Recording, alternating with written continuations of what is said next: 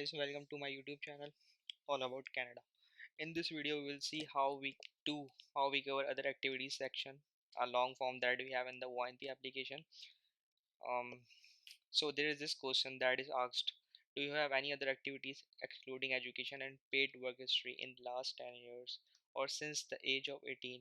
If this was less than 10 years ago, so you have to mention all the activities that you did in the past 10 years or since the age of 18. In this video I will try to cover every activity. I will make sure that I don't skip any activity so that you don't face any problem. So let's see how we do that. So guys, initially I made an Excel sheet and I wrote all the activities because I had to spend a great deal of time thinking about the activities that I did in the past 10 years. I had to thoroughly cover all of them. So I put all those activities in the Excel sheet, and when I thought that I was ready, I put all the data from here to the actual form that I had in the OINP portal. So guys, let's assume that from 12th June 2012 till 31st December 2016, I was in a university and I was pursuing a master's degree or bachelor's degree. So the activity type in my case would be education, and I will mention the range along with the description that I was in a university and doing bachelor's.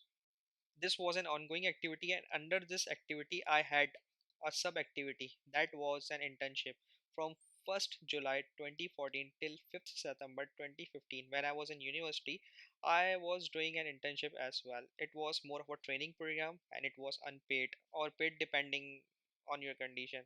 So I wrote that from this to that I was doing training, and in the description I mentioned about the training.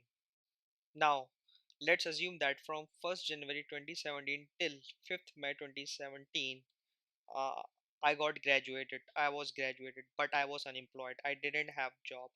So I mentioned that I was unemployed. Unemployment would be the activity type, and in the description, I wrote I was unemployed looking for jobs. That's it.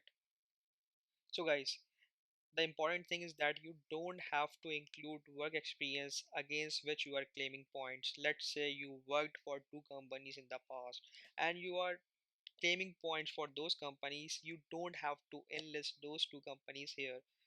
Rather, you will enlist those two companies in the education form or in the education section, because you will have to upload the documents regarding those work experience, right? Now, let's assume that I got a job on 6th May 2017 and I did that job till 5th March 2018. And if I'm claiming point for this company, I will not add that company here. I've mentioned this case in the text, in the simple text. Now, let's say from 6th March 2018 till 10th November 2018, I was in a company. I was doing a job, but I'm not claiming point for this company. So I will enlist this company here in the other activity section, and the activity type will be employment. So that is my fourth activity. Now let's say from 23rd April 2020 till present I am doing a master's degree from a university.